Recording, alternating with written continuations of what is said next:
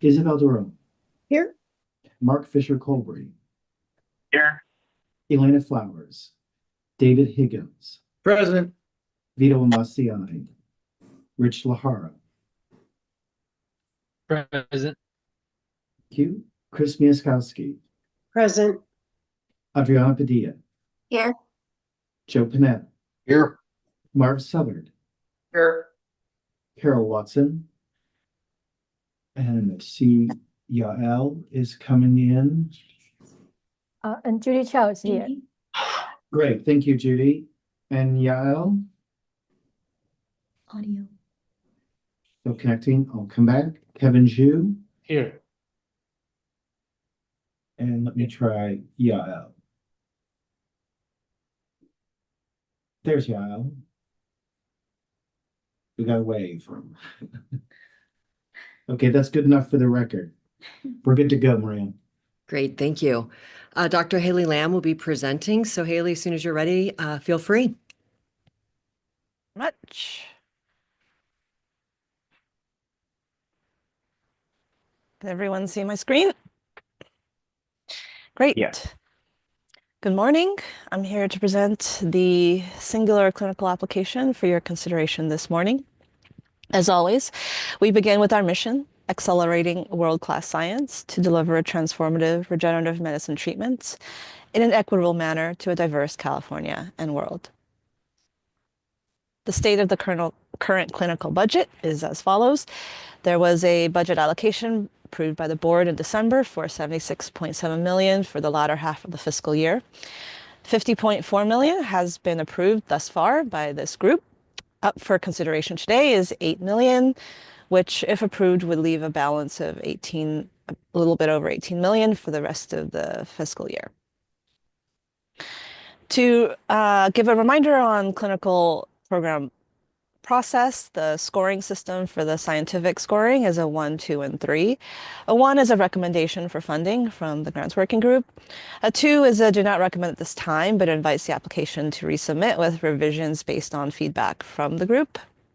And a score of 3 is a do not fund at this time, and the applicant cannot resubmit the same project for at least 6 months. And the scoring is based on the following 5 review criteria. Does the project uphold the necessary significance, potential for impact? So what's the overall value proposition of the project? Is the rationale sound? So does the data support moving forward? Is the project well planned and designed? So are the activities that they've proposed for the award appropriate for what they plan to do? Is the project feasible? Do they have the people, team, resources in place to execute? And does the project uphold principles of diversity, equity, inclusion? So do they consider patient diversity and equitable enrollment? The clinical program also has a diversity, equity, inclusion scoring system on a scale of 0 to 10, a 10 being an outstanding response, and these are scored by the grants working group board members with no conflict. So as an overview, the panel consists of 3 types of members: the scientific grants working group, who provide the scientific evaluation, the grants working group board members, who provide DEI evaluation and suggested scientific scores, as well as our ad hoc specialists who fill in with expertise as needed on the panel.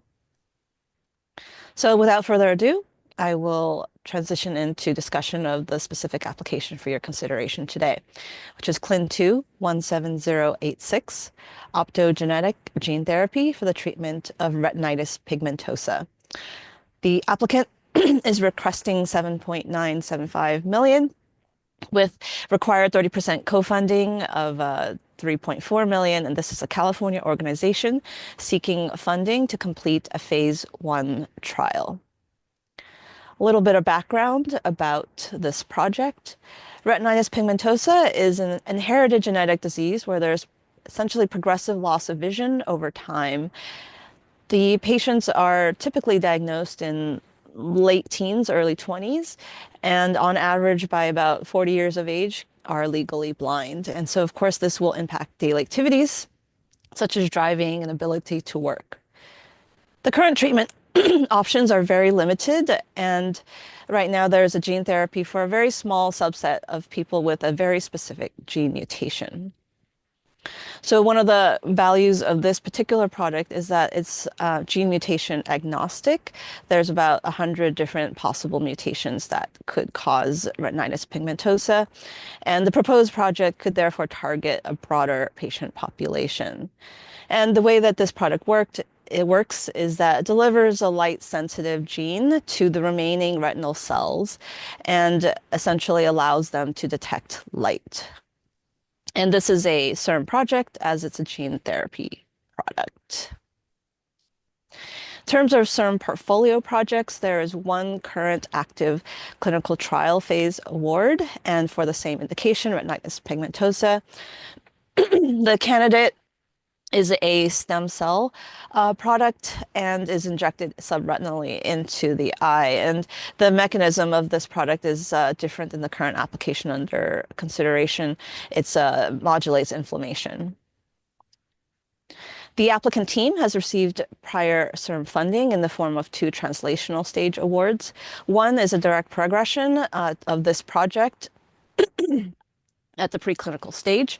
And the other is an active translational award for the similar approach for a different indication, geographic atrophy, which is an age-related retinal degeneration indication. So finally, for your consideration, CLIN2 17086, optogenetic gene therapy for the treatment of retinitis pigmentosa. This application received an unanimous recommendation for funding from the grants working group with a DEI score of 7, and the CERM team concurs with the recommendation from the grants working group to fund the application for just under $8 million. So I'll turn it back to you, Vice Chair Bonneville. Thank you, Haley. Do I have a motion to accept the team's recommendation to fund application number 17086? A move. I'm happy to move. That's Anne Marie. I will second. I think it was a tie between Leandra and Marv. I'll give it to Mark. Okay. Thank you. I want to open it up to board comment. Does anyone on the board have any comments or questions for the team?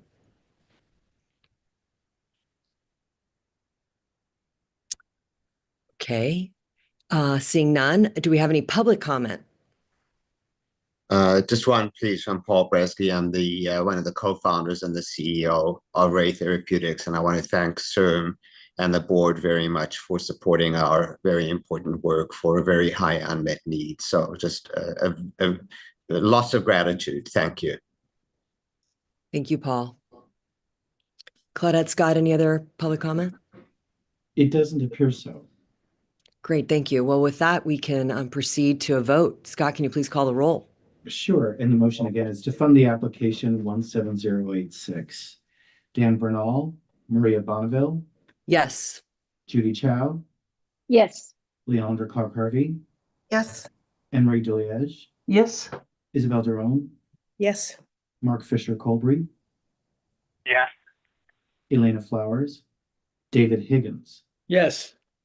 Vito Bassiani, Rich Lahara, Yes. Chris Miaskowski, Yes. Adriana Padilla, Yes.